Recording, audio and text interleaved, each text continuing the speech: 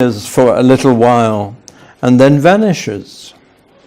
Instead, you ought to say, if it is the Lord's will, we will live and do this or that. As it is, you boast and brag. All such boasting is evil. Anyone then who knows the good he ought to do and doesn't do it, sins. Now listen, you rich people, weep and wail because of the misery that is coming upon you. Your wealth has rotted, and moths have eaten your clothes. Your gold and silver are corroded. Their corrosion will testify against you and eat your flesh like fire. You have hoarded wealth in the last days. Look, the wages you failed to pay the workmen who mowed your field are crying out against you. The cries of the harvesters have reached the ears of the Lord Almighty. You have lived on earth in luxury and self-indulgence. You have fattened yourselves in the day of slaughter. You have condemned and murdered innocent men who were not opposing you.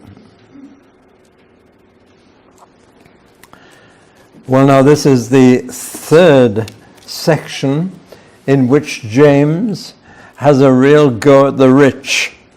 He's got it in for them, there's no doubt about it. And I want you to notice, he calls everybody brothers except rich. And the rich he simply calls the rich. And to them he doesn't say, my brothers, he says, now listen. A very brusque demand for attention. It's almost as if he fears that rich people will not listen carefully. So he appeals twice to them at the beginning of each of the two sections of this part of James's letter. Now listen, he says, I've got something to say to you that you won't want to hear, that you don't like, but you ought to listen. And the two listens refer to the immediate future and the ultimate future of these rich men. He's talking about their plans for the next year, the immediate future, and then he's going to look right ahead to a day when all their wealth will have gone. And these are the two aspects that he wants to challenge the rich brethren about. Now I need to remind you that he's writing to Messianic Jews in the dispersion. This is the second time that Jews have been scattered over the world. The first time was compulsory, because God ordained it and said, you've got to leave this land which you're abusing, and you get out of it for 70 years. But the second diaspora, the second dispersal of the Jews, was voluntary, something that they wanted to do. When the Roman Empire made travel easy with their roads, when they made language easy with one language spoken everywhere, when there was the Roman peace and security was not a problem, Jews began to travel all over the Roman world. And they did it for one reason and one only, to make money. Because Jews have a good eye for business. It's almost built into their shrewdness. And when they see a business opportunity, they grab it. And so they spread throughout the known world for trading, for business, and for no other reason. And that's why James 3 times has such a go at the rich brethren. They are his brothers, but he refuses to call them that because of the way they're behaving. So let's look first at their immediate future. And if there's one thing that characterized it, it was self-confidence. Their plans stretched a year ahead. And they were so confident that they would be healthy and able to do it, that they simply said, we will set off today or tomorrow, we'll go to such and such a city to do business, and we'll stay there a year and make money and then come back richer people. And all this was said so confidently, as if nobody could interfere with their plans, as if they were in total charge of their own lives. And that's something that James wants to comment on. The purpose of it all, as I remind you, was to make money. And so confident were they that they made their plans for the future. Now, it's a business maxim that if you don't expand, you die. That you've got to be building the business up all the time, or else it will go down and down. There's no choice of staying where you are. You either go ahead in business or you lag behind. And so they were virtually planning to extend their business in new cities and open up new branches of their trading. They would have staff whom they took with them, and staff who stayed at home to look after the accounts. But they themselves made all their plans, confident plans. And James has to remind them that life is precarious. You cannot bank on the plans you've made. The classic example of this was Alexander the Great. His ambition was to conquer the known world. And he got as far as Babylon, and at the ripe old age of 32, contracted fever and died. This was the man with plans for the whole world, a man who had the army to do it, and a man who set off in great confidence. And everybody knew him as Alexander the Great, and yet by 32 his life was over. He'd never planned on that. And so James says, what is your life? It's like a morning mist. It's like a vapor that just appears and disappears. And we need to remember that in all our plans that we make for the future. Life is precarious. You can't bank on it. You can't be sure it's going to happen. I remember meeting a dear lady in the Cotswolds. She was a retired headmistress, and her husband was a retired headmaster. And they'd saved up all their lives for their retirement, and they'd bought a most lovely chocolate box cottage in the country, down a lane, far from anywhere, real country life, and they looked forward to spending many years together. And within 2 months, he had died, and she was left all alone in this country cottage. They had banked on a future that wasn't to be theirs. Mind you, she was a lovely Christian, and she laid her problem before the Lord and said, what can I do for you here in the middle of the country? She said, please give me someone to witness to. And the very next day, a young lady rode by on a horse. She lived on an estate down the road.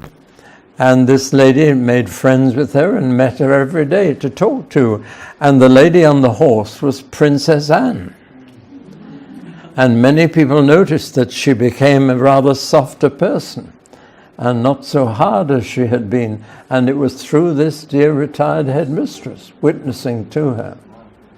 But she and her husband had made plans for their retirement. And everything was hunky-dory, as they say, until they retired, and 2 months later he'd gone. That's what life is. It could go tomorrow. And we need to remember that, says James. Therefore, he says, when you say, I'm going to such and such a city, and I'm going to do business for a year, and I'm going to get rich and come back, you should say it a little differently. Say, if the Lord wills, I'm going to do that. And that's a little way of making a testimony, a witness to your colleagues at work and to those who know you. Don't say, I'm going to do this. say, I'm hoping to do this. There's nothing here against making plans for the future. But there's everything against stating those plans to other people as if you're in charge of your own life, as if you can decide these things. I'm going to go and make money. And you just may be gone. Now in all this, James is echoing his brother, Jesus. Because Jesus said, there was a man who said, let's expand the business, pull down our barns, build bigger barns. And Jesus said, you fool, you idiot. Tonight your soul is required of you. And you're making plans as if you're here forever. And of course, we've all got to admit, we tend to think as if we're here forever. If we're not careful, we forget. We had an undertaker in our church in Guildford, and he never once thought about his own death. He was handling dead bodies all the time as a job, and he never once realized that he was going to die. This was before he came to the church, and it took his little daughter, a little girl of about 8, who said to him, Daddy, where will you go when you die? And it was the first time he'd ever thought about it. And he became a Christian and got a faith in the future, the real future. And I asked him to give his testimony in the church, and he got up and he said, nobody likes to shake hands with me when I tell them I'm an embalmer of dead bodies. And they put their hand back in their pocket. And he announced in the church, and I remember a kind of wave of negative reaction went through the congregation when he told us what his job was. But it took that little girl to get him to think about his own death. Now, one of us in this room is going to be the next to die. And it may not be the oldest. It may not be me. It may be one of you. And it may be one of the youngest here. You cannot bank on life. But you can bank on the will of God. And therefore you need to say, if God wills, I plan to do this. If God wills. My father used to say that regularly in letters.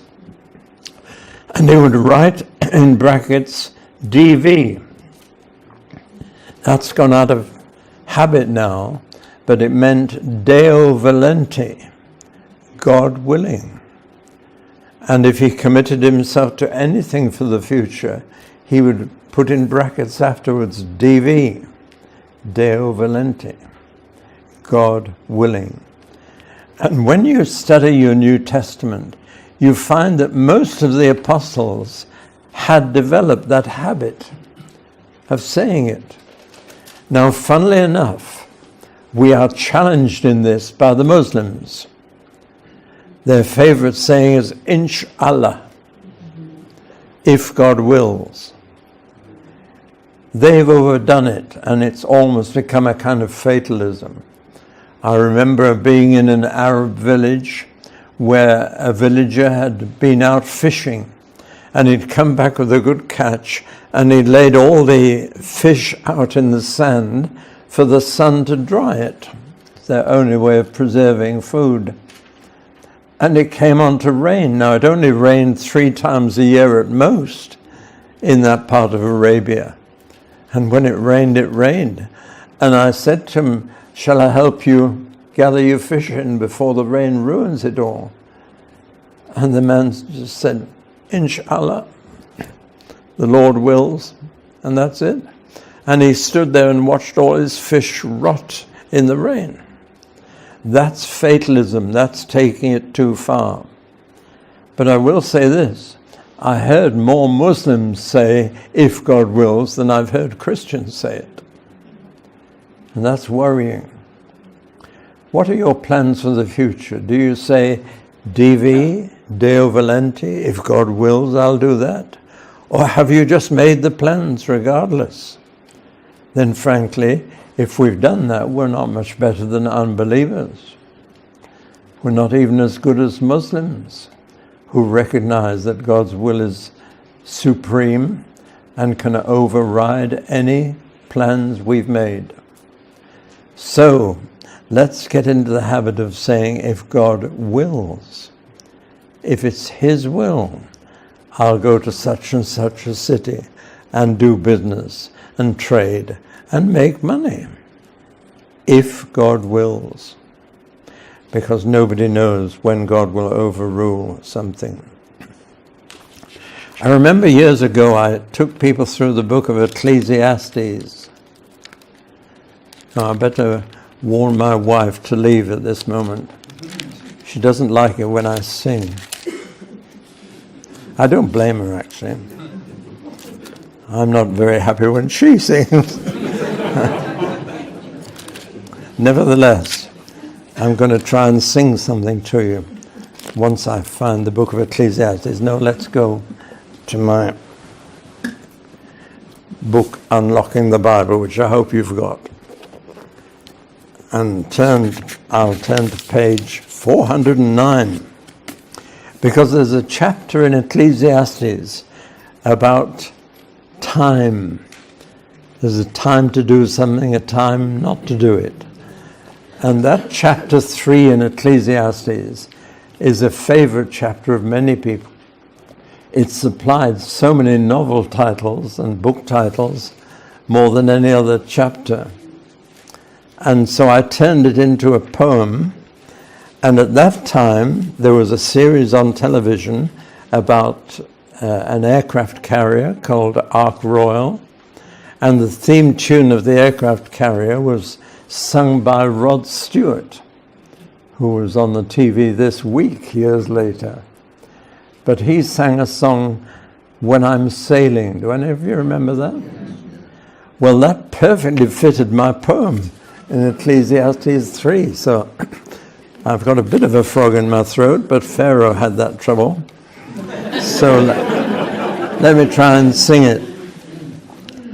God is sovereign, sets the seasons, date of birthday, day of death, time for planting, time for reaping, time for killing, time to heal, time for wrecking, time for building, time for sorrow, time for joy, time for mourning, time for dancing, time for kissing, time to stop, time for finding, time for losing, time for saving, time for waste, time for tearing, time for mending, time for silence, time to talk, time for loving, time for hating,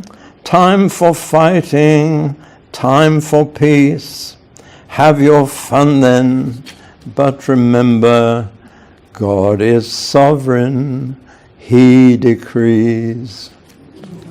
And I think that perfectly... No applause, please.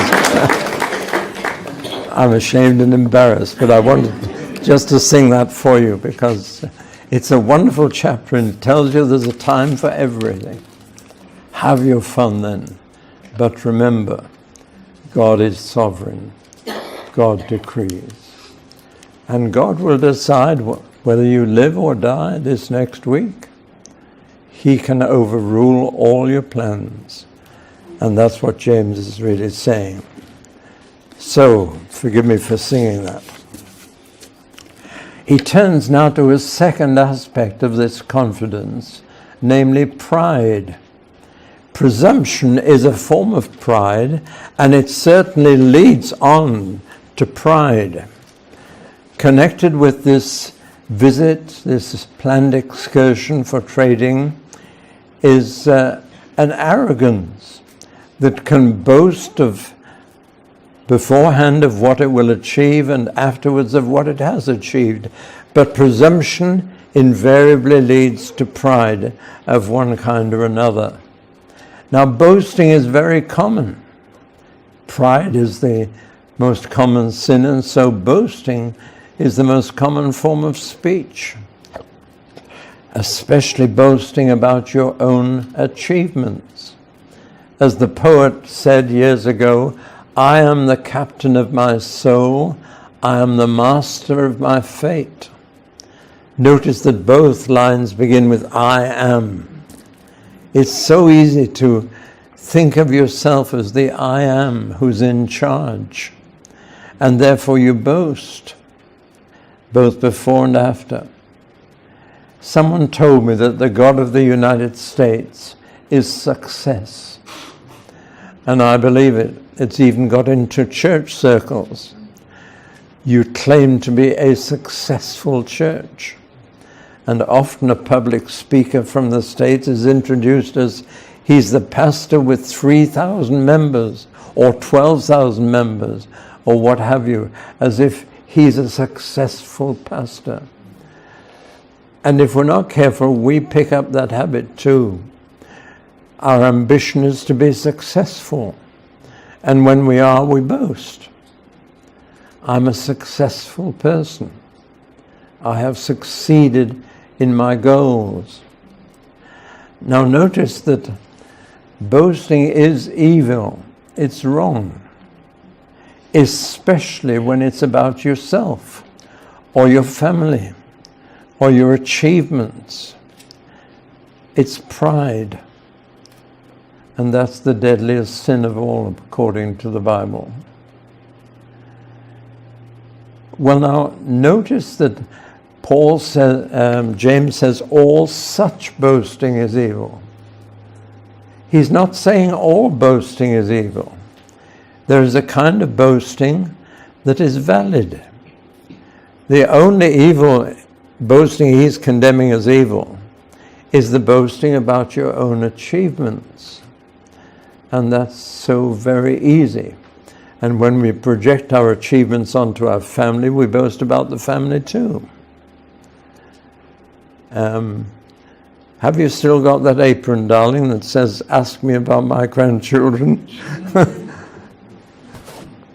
I'll say no more.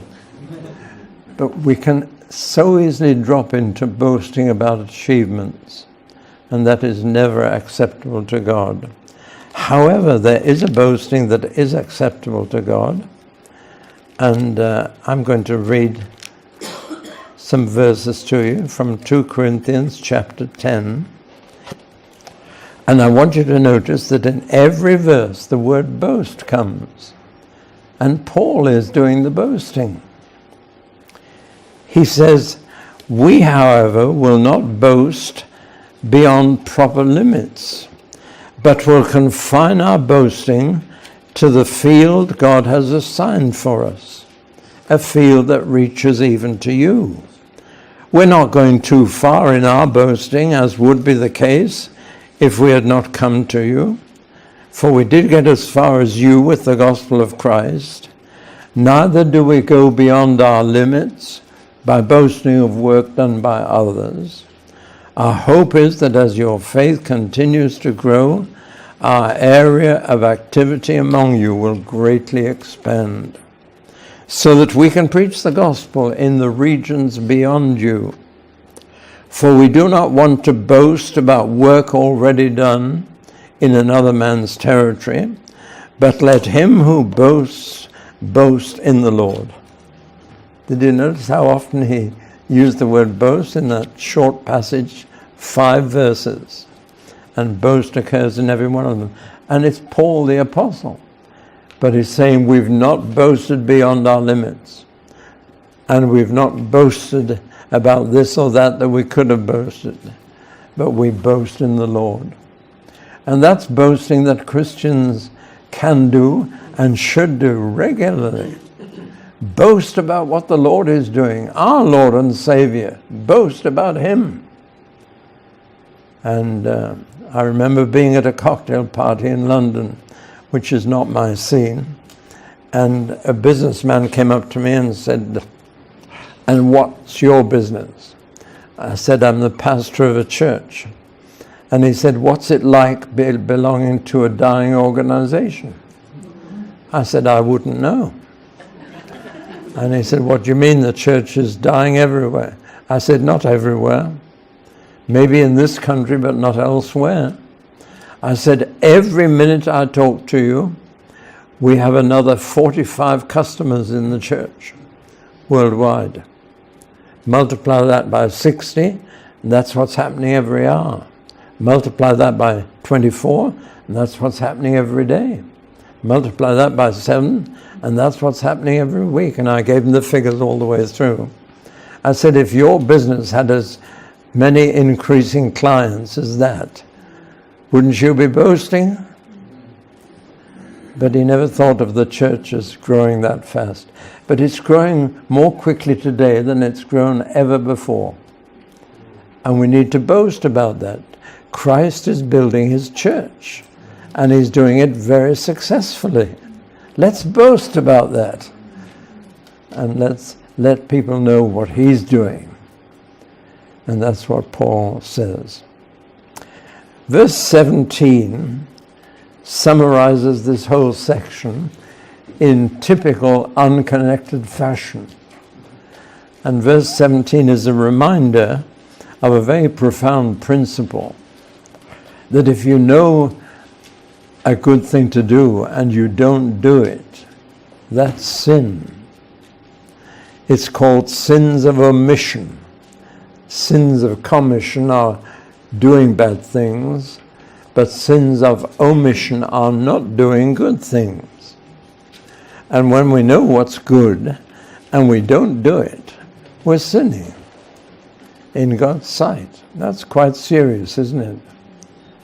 Means you may never do any bad things, but you may not have done some good things that you could have done and that you knew you ought to have done.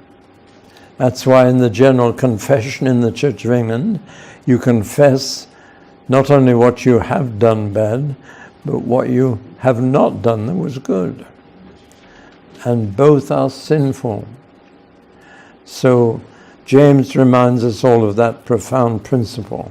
You have been warned. Now, if James were addressing us today, how would he apply this whole section? Well, I think he'd underline two things. First of all, making plans for the future. Whether it's for your retirement or for your new job, for your holidays. In fact, any dates you put in your diary, you should add a mental DV. I've stopped taking dates more than about 6 months ahead. I used to take them 2 or 3 years ahead. Now I've realized, how do they know what God is wanting to happen in 3 years' time? But it's usually people who've got an anniversary, and they tell me they've got to book ahead to get any decent speaker. What a motivation. But I don't accept those kind of things now. I don't know if I'll be here in 6 months' time, or even tomorrow. So I've cut down on future commitments, just as a matter of not presuming on God. So I'm sure that James would say this making future plans without reference to God is a mistake to all of us.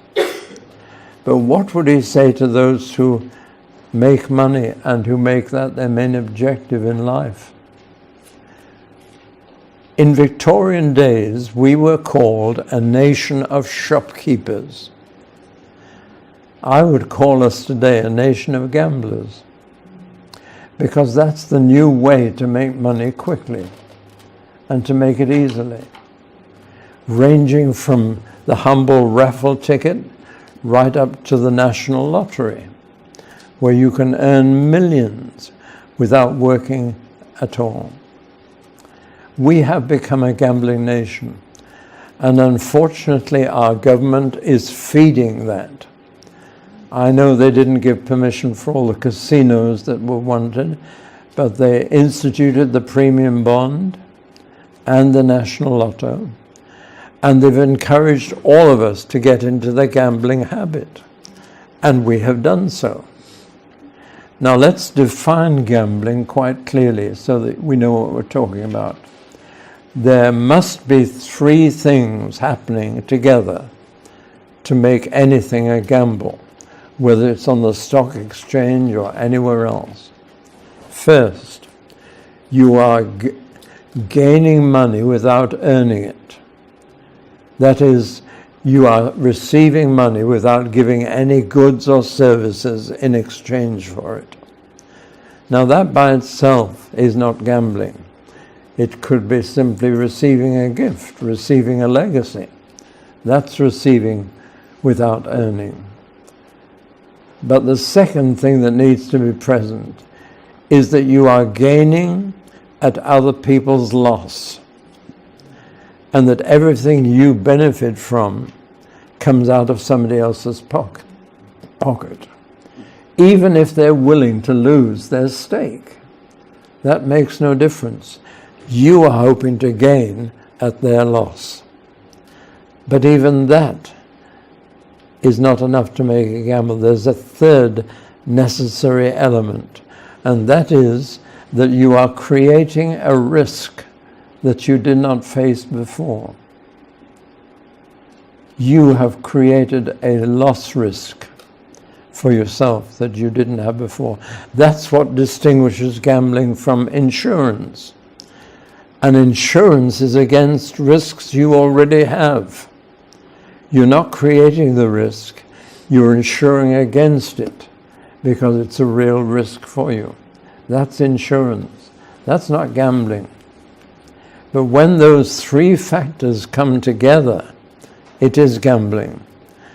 And I do believe that every Christian in this room and every Christian everywhere should have a very firm stand against all forms of gambling. You cannot be loving your neighbor and wanting him to lose so that you can gain. It's just impossible. And I think James would want to say something about that form of making money today.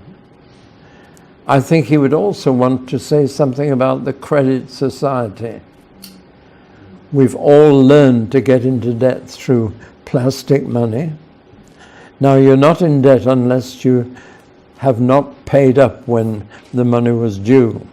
A mortgage is not a debt until you get behind with payments.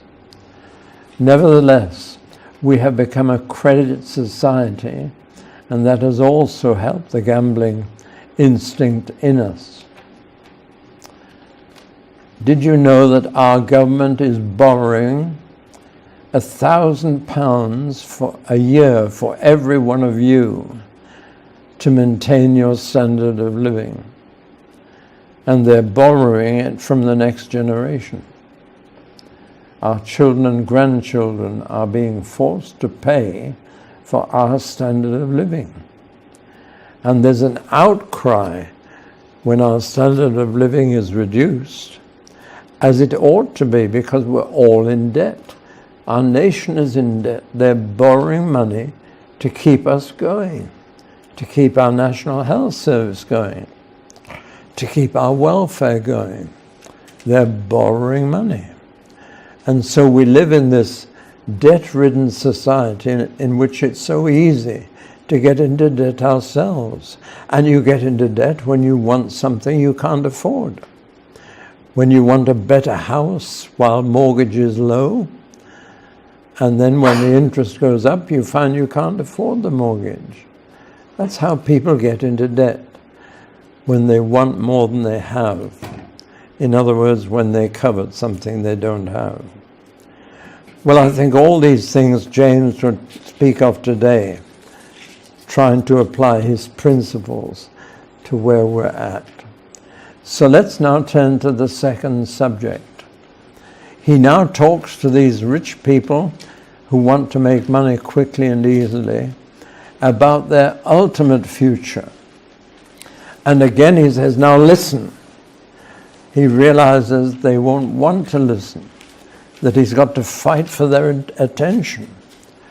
And he's going to describe their ultimate future now, because that's how a Christian lives. If you're an existentialist, you ask the question, how do I feel about this now? If you're a Christian, you ask, how will I feel about it then? And you project your feelings into the future, into that day of all days, which is coming to all of us, which involves the day of judgment. It involves the return of the Lord Jesus.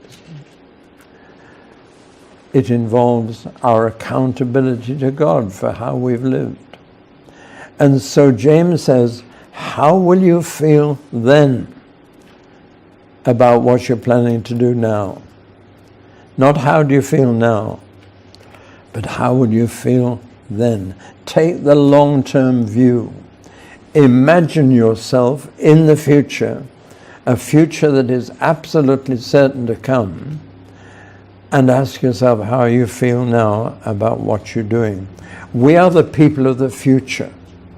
We live in the future. We live for the future. We judge the present by the future. And that's a key perspective for Christian living.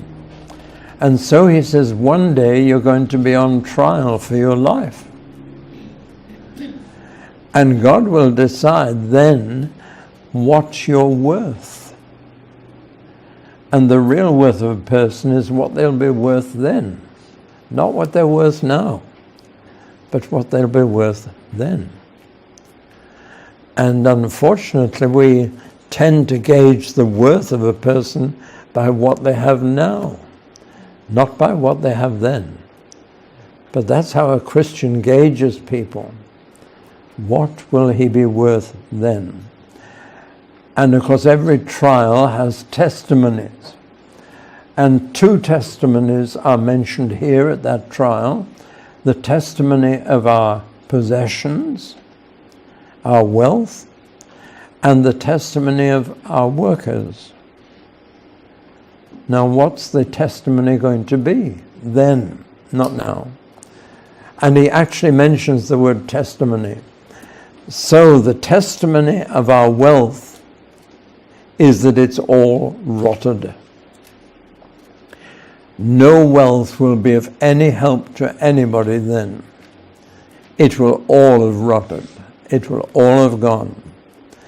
And he says, your clothes, and they would put their money into clothes then, your clothes will all be moth-eaten then. He even in a graphic phrase says, your silver and gold will have rusted. Now, one thing about gold and silver is they don't rust. So NIV has changed the word rusted to corroded. But in fact, gold and silver don't even corrode. But he's stating a truth. Your gold and silver will also have gone. You will be worth nothing. If your worth today is measured in your wealth, then at the trial of your worth, you will be worth nothing. It will all have vanished. Pursuing wealth like pursuing pleasure is a false aim in life. It's going to leave you a pauper. It's going to leave you penniless. I've said already, a shroud has no pocket. And a millionaire was being discussed, and somebody said, how much did he leave? And the answer was everything. You are a pauper on the day you die, if that's what you've been worth to other people. Just teaches us to think ahead and value a person not for their possessions. If you are possessed by your possessions, then you will go as they do. What could, oh, by the way, he says, you have hoarded wealth in the last days. Now, what a foolish thing to do. It's like arranging deck chairs on the Titanic deck. You've been hoarding wealth in the last days. Now, that's a phrase that was used on the day of Pentecost. The last days began at Pentecost, and we've been living ever since in the final era of history. We're living in the last days. What then is the point of hoarding wealth? For yourself? of building up a balance of far more than you actually need. How foolish, how idiotic. And yet people are doing that. They're hoarding wealth in the last days. Now what about the testimony of your workers? And here again James is scathing. The people who've helped you make your wealth. The people who've helped to mow your fields. The people who've worked for you. They didn't benefit. You benefited from their labors. In fact, you even kept their wages back because of cash flow problems. Now these are serious indictments of rich people. My wife and I are members of the National Trust, and we find visiting old houses interesting. But everyone I go into, I think, I know who paid for all this. I know of scores of servants who worked in the house or the garden to keep one family in comfort. I think of some of the great industrialists like Andrew Carnegie and John D. Rockefeller. Read their story. Read where their wealth came from. And it so often came from a multitude of workers on minimum wages who kept the one family in wealth and enabled them to build their mansions. And our country is littered with that kind of mansion. And that's what it was built on. And in that day, the testimony of your workers could be just the wrong kind of testimony. They could be resentful of the way you treated them. And that behoves every businessman to be sure that the income is shared out with all who've contributed to it. I'm not being political here, I'm being scriptural. And if you are an employer, make sure that all your workers benefit from the wealth your business creates. It's just something very much on James' heart. If you don't, their cries will reach the Lord. And the Lord will remember everything that you've done to impoverish other people or made life difficult for them so that your life may be easy. I'll leave you to think through the implications of this for our social life. Once every 50 years, the Jews had a jubilee, and everybody went back to their original income.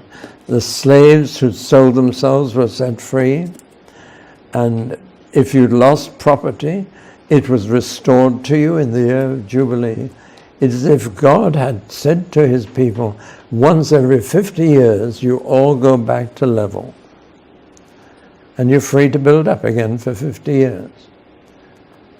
But he said he was doing this to prevent the rich getting too rich, and therefore the poor getting too poor. Read how communism began in Manchester, how Marx and Engels together were crying out against the few rich and the many, many poor in this land. And they had something to shout about. Their solution was wrong, but their analysis wasn't bad. So on that day, the testimony of your wealth will be against you. The testimony of your colleagues and workers and employees will be against you. What a testimony, and what a poor case. And so finally this section finishes with the charges of the judge. And the judge says, you, and the you becomes the most prominent word in the last two verses. You.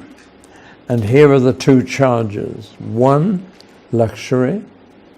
2, cruelty.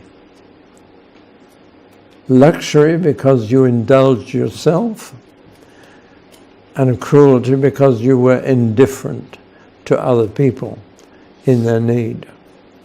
And those two charges many, many businessmen will face in the day when we all render our account. And they are two terrible charges. And God, who knows everything and has heard everything, will not make any mistakes in that day. And if those two charges are able to be made against anyone, I wouldn't want to be in their shoes, and I don't think you would either. Interesting that Jesus said all this in the parable of the rich man and Lazarus. Do you remember that parable? A rich man lived in a rich house with gates at the bottom of the drive. Jesus mentioned that. And just outside the gates lay a beggar called Lazarus, the only person Jesus ever named in a parable. And Lazarus means loved by God. It's an interesting name. It doesn't give us the name of the rich man. And Lazarus was full of sores, open wounds which the dogs came and licked. And he would love to have had any food that fell from the table of the rich man, because the rich people used to clean their hands on bread. Have you ever noticed when you play with dough, the dough gets dirty and your hands get very clean? Well, rich people didn't have serviettes in those days, they used bread. And when the bread was dirty from their hands and their hands were clean, they threw the bread under the table to be cleared away by a servant.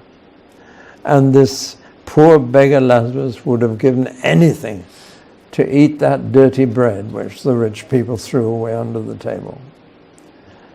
And no doubt they came in and out of those gates of the drive and saw the man lying there. But the rich man, it wasn't that he was a bad man. He wasn't a criminal, he wasn't a cannibal, he hadn't done many bad things. In fact, it doesn't tell us that he did anything bad at all. And yet he finishes up in hell, and Lazarus finishes up with the angels. Very offensive parable which Jesus told. And he was talking to rich people. And it was a case of self-indulgence on the one hand and indifference to others on the other. The same two charges of luxury and cruelty. And those two charges were enough to send a man to hell. Living for self is behind all this section we've discussed. And living for self is a very short-term policy, because there'll come a day when you feel totally differently about how you've lived. And therefore the appeal of James is, try and think that way now. Keep reminding yourself of that future, and you'll find it changes your attitude to the present. How you feel about money now will change. How you feel about your possessions will change. Doesn't mean you won't have any money and you won't have any possessions. It just means you will feel differently. You will not become possessed by your possessions. You will not be storing up trouble for yourself in the future.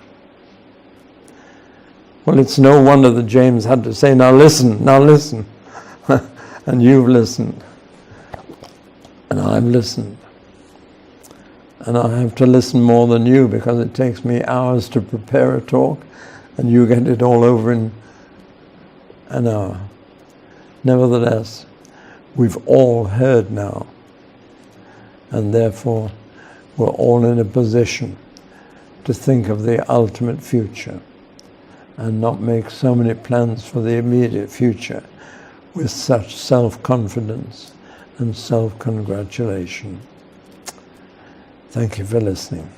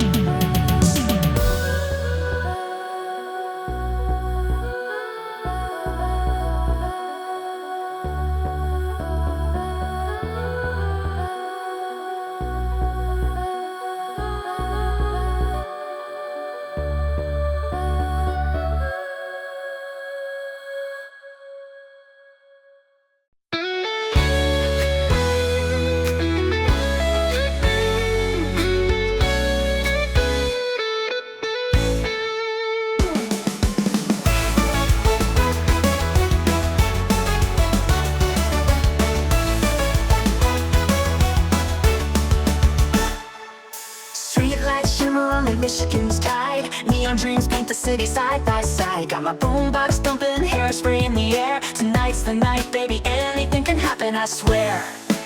He's got eyes like fire, a smile like a summer day.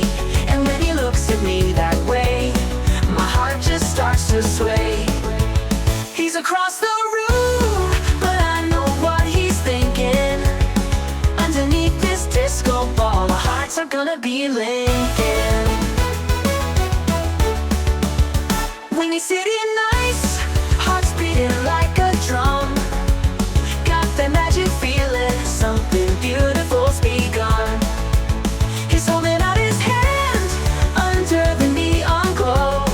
Tonight we're gonna rewrite the stars, baby, don't you know?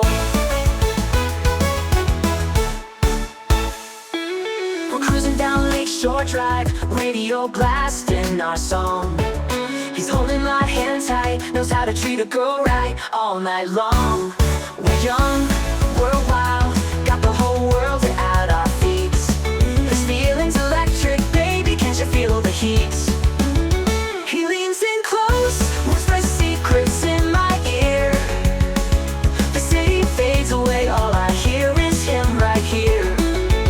Fireworks in my soul, this moment's meant to be. Underneath the Chicago moon, he's everything to me. He's got eyes like fire, a smile like a summer day. And when he looks at me that way, my heart just starts to sway. He's across the room, but I know what he's thinking. Underneath this disco ball, our hearts are gonna be linking. When he's sitting nice, hearts beating like a drum. Got that magic feeling, something beautiful's begun. He's holding out his hand under the neon glow. Tonight we're gonna rewrite the stars, baby, don't you know?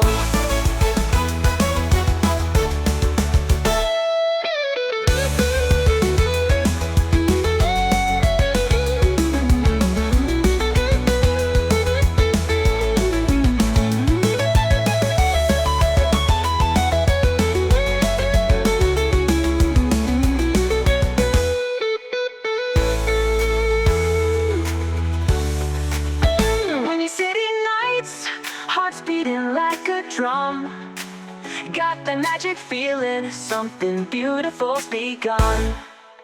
He's holding out his hand under the neon glow. Tonight we're gonna rewrite the stars, baby, don't you know?